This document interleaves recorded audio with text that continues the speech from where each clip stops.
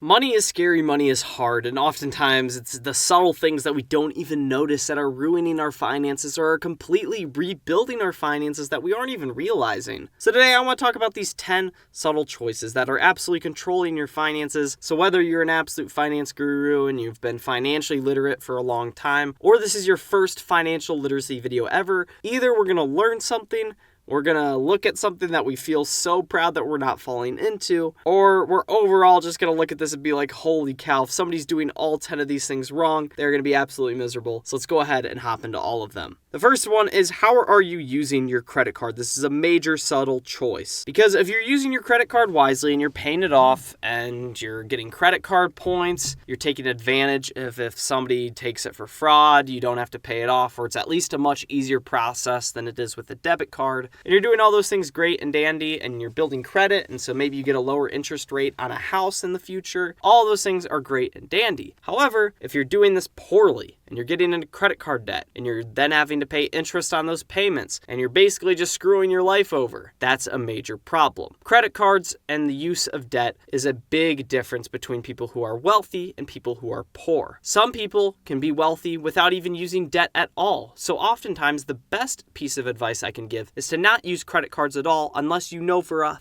fact, 1,000% chance that you're using them in the correct way. Now, if you're not using them in the correct way, don't use them at all. If you need to build credit, find a better way. Do something. I don't know. But we need to make sure that we are avoiding credit card debt, because this is killing so many people's financial futures. They're having to pay credit card debt that they spent in their 20s into their 30s and 40s, and then they are spending all their money on payments. They're spending all their money on interest. That none of that money is going towards investments. None of that money is going towards savings. And so if a mistake happens, forbid like your kid gets injured and you have to pay for that medical bill, you're not going to be able to do that in the future if you're getting into credit card debt now. So the major thing here is know how to use a credit card right. And if you don't know how to use a credit card right, don't use a credit card right at all. It's right. I feel like I'm saying right and wrong a lot, but it's that simple. Credit cards can absolutely kill your finances. They're not really high reward, but they can come with some high risk if you use them improperly. So again, make sure you're just using them right if you're going to even use them at all. Pretty simple. Another subtle choice is, what do you do with your extra money? Oftentimes people get bonuses. They get raises that they didn't expect to get, and so now they have extra money in their account that they can spend. And so what they do is they spend. They go on a vacation. They try to buy a car. They automatically think that this money is going to start becoming more consistent, so they just increase their lifestyle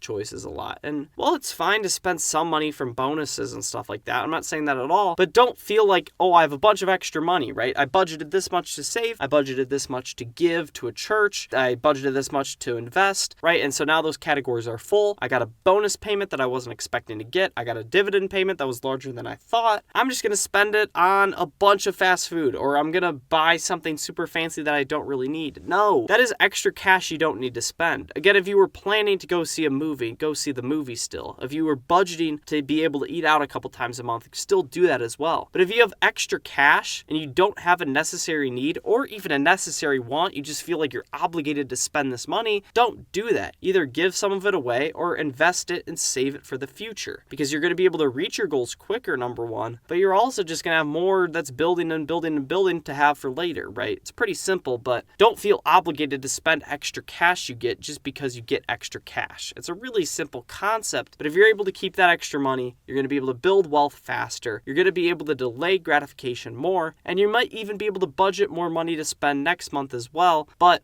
overall, you just want to make sure you're saving and investing extra money. And if you want to spend a little bit, that's fine. But make sure you're at least saving or investing at least a little bit of that extra money from bonuses, pay increases, gifts from parents, whatever, right? Pretty simple. Another subtle choice people make is what they do before they buy.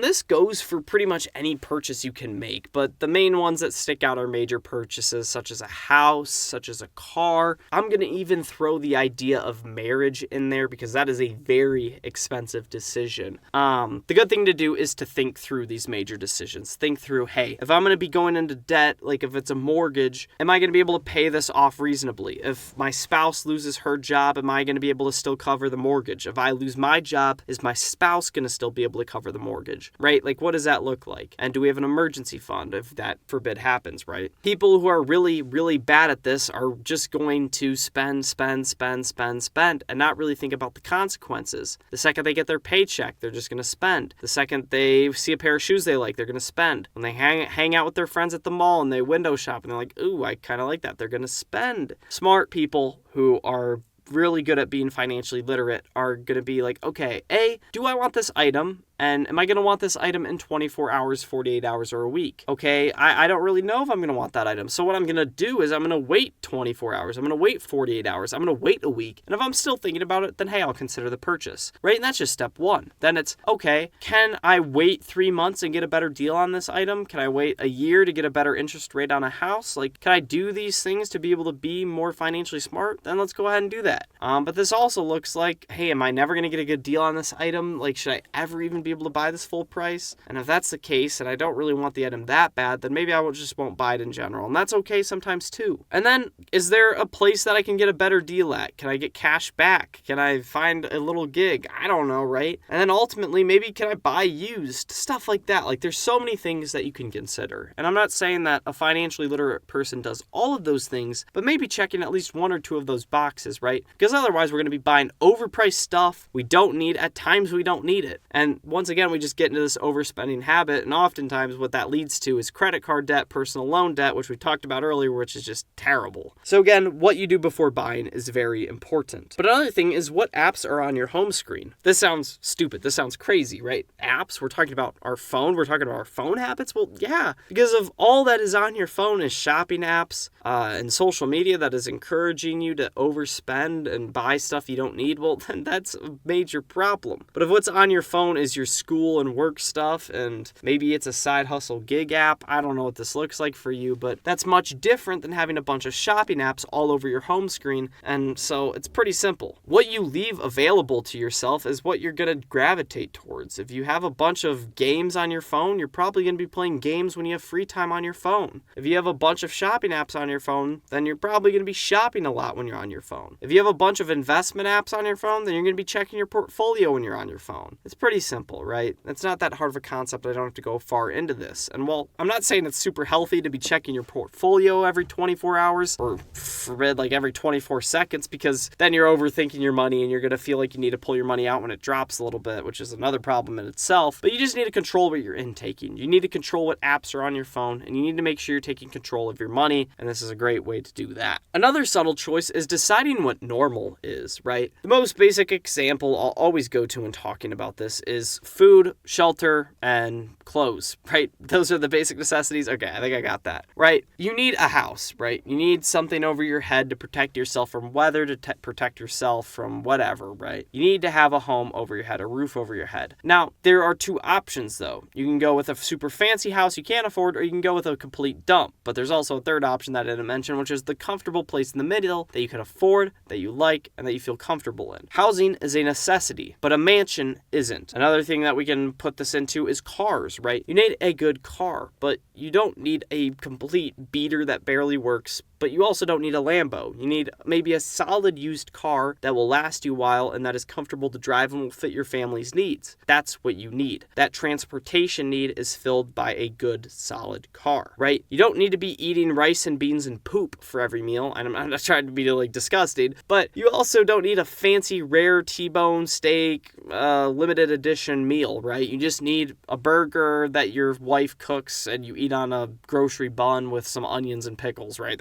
That's the food you need. You need chicken, steak, whatever. You don't need to go to a fancy 5-star restaurant every single meal. You don't need a $1,000 Balenciaga shirt. You need a $10 Walmart shirt. But again, you also might need a suit and tie when going into your office job. Again, necessities are necessities, but what is your normal level for necessities? And we can also take this to entertainment, right? Going to a concert and sitting in the nosebleeds is one thing, but getting floor seats to Taylor Swift and spending a down payment on those tickets, that is a whole another thing. What is your idea of normal? Because if you can make your idea of normal lower, you're going to spend less money in general. And you're also going to get more enjoyment out of like less great things because they're great at a lesser cost, if you know what I'm saying. Our next subtle decision is what you eat in a day. This is such a big deal, and we kind of just talked about it with the basic necessities, but man, it is pretty simple. If you are eating out a bunch, if you're door dashing food to your house, you're spending so much excess money that you don't need to be spending, and it's really that simple. If you're eating in every night, you can still eat good food, don't get me wrong, but if you're eating out and you're door dashing, you're going to be spending just a ton of money. And I'm going to be honest, I was guilty of this in my life, and I've recently started to fix it because I've been eating out probably 5 to 6 to 8 times a week, like just an unhealthy amount. And while I'm very frugal and I still like to look for good deals, I've found that like I can spend 60 to 70% less on food a week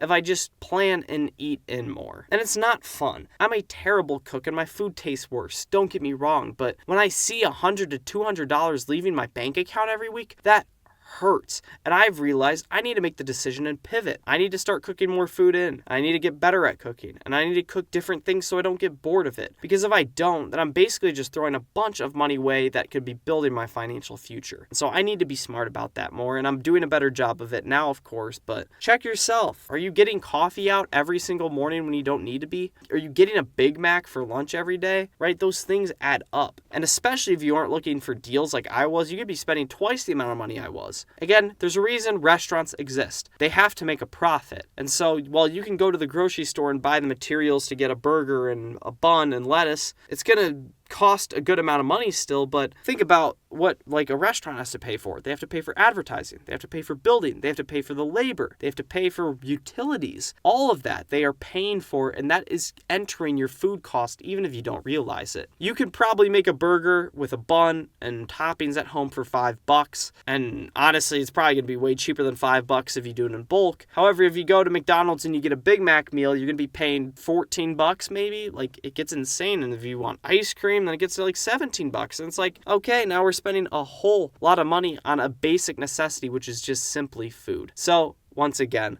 it's a subtle choice, but what you eat daily is a big deal because it really makes a difference in your investment portfolio over time and your overall financial goals. Another subtle choice is what do you do when you're bored? Boredom for me has been a major money sink, and it's something that I've gotten out of a lot recently, especially in the past year. I'm honestly completely out of it now. A big thing that this looked like for me was sports betting. I had nothing to do for a night, and I just needed some sort of excitement. I needed to feel something, which is bad in itself because that is borderline addiction if that's where you're going to, and maybe that's where I was at, but it was terrible. Don't get me wrong, this is my past mistakes, don't hate me for it, but sports betting is terrible. Impulse betting on games that I know nothing about just so I have something to watch, that's terrible. And maybe for you it's not that. Maybe it's shopping, maybe it's going out with your friends, maybe it's getting a bunch of alcohol and getting wasted or smoking weed. I don't know what it is for you, don't get me wrong, like I don't know. I don't know what your living habits are, I don't know what you do for fun, but just make sure that you're not doing stupid things. And that's easier said than done, of course. But if you're bored, don't go shopping. If you're bored, stay in your house and watch a movie. I don't know. And if that's still too boring, then go for a random hike. Go for a random drive. Do something like that. Don't go out and buy something just because you think it's going to make you feel better. Don't go out and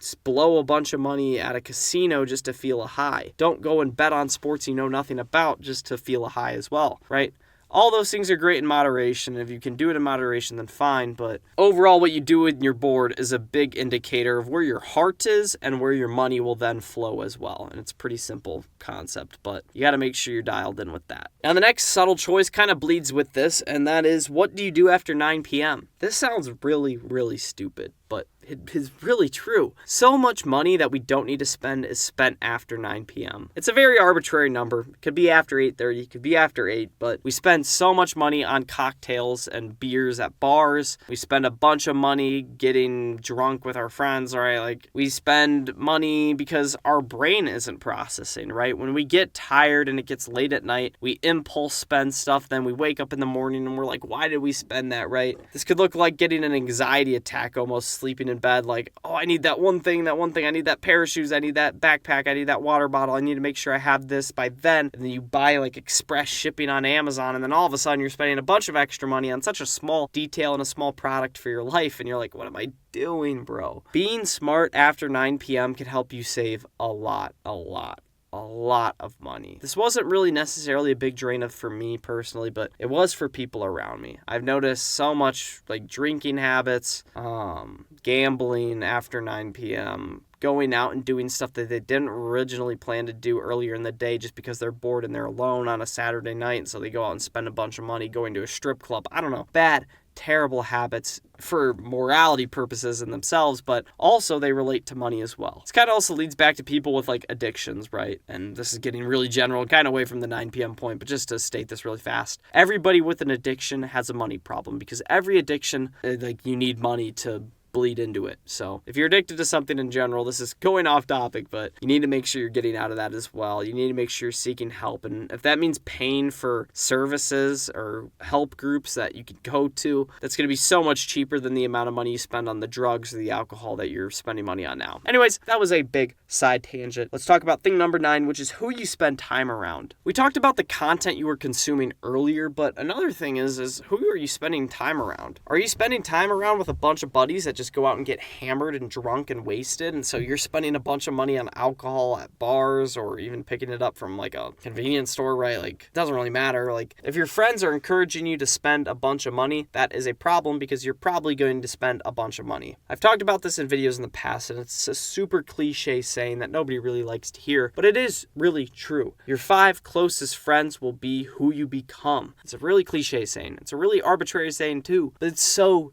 true. And it really kicks in from a morality standpoint, and it really kicks in from a value standpoint, but it also kicks in from a very practical standpoint as well. We talked about this. If your friends are going out to bars, you're going to go out to bars. And if you're going out to bars, you're going to spend money at the bars. If your friends go to a bunch of concerts, you're going to go to the concerts too, and you're going to have to spend money on concert tickets. If your friends travel a lot, then you're going to go traveling with your friends. Again, you aren't succumbed to your friends' decisions. You're not succumbed to the people around you. However, there is just a natural leaning of life. You're going to follow what they do a lot of the time, or you're at least going to be influenced to some extent. And then we can also look at the deeper heart issue of money, right? If you have friends that value investing, if you have friends that value their work, if you have friends that value their family, which is a non-monetary thing, but it makes a major difference in their financial lives, well then you're going to be around those positive influences, and it's thus going to affect your heart and your heart towards money, and you're eventually going to just grow into being a more financially literate person, right? If you're alone and you're just figuring things out by yourself, that's fine too. Make sure you're being strong in that, but I would also really heavily encourage you, try to find some heavy positive influences, whether that's on social media or whether that's in real life. Because when push comes to shove and things get hard, you don't want to be swayed by this culture that's into all this instant gratification, going into debt, overspending,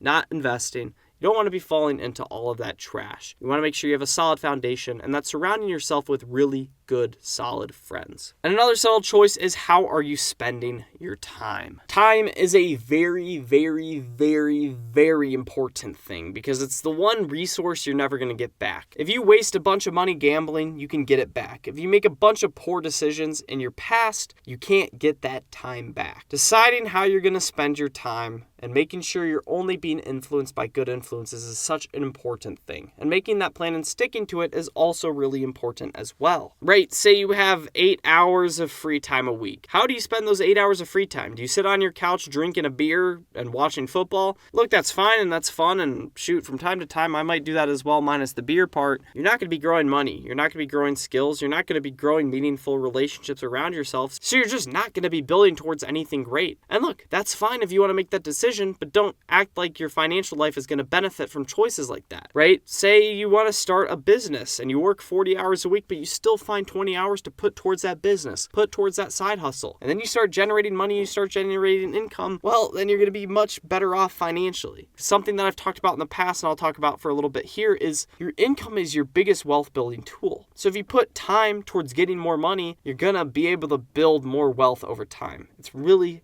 really simple. You can budget as much as you want. You can save as much as you want. You can surround yourself with the best friends possible. But if you're wasting all of your free time, putting it towards nothing, becoming a loaf of bread, doing nothing for your life, just sitting there becoming stale, well, not only are you going to have a very unproductive life that's not great and fulfilling, but you're also going to be putting yourself into a financial detriment that's going to be really, really, really hard to get out of. Again, everything we talked about in this video can help you grow your financial literacy, but do these 10 things, implement them into your life, and see how radically changed it will be. Check out another video on my channel on your screen right now. I think you'll love it.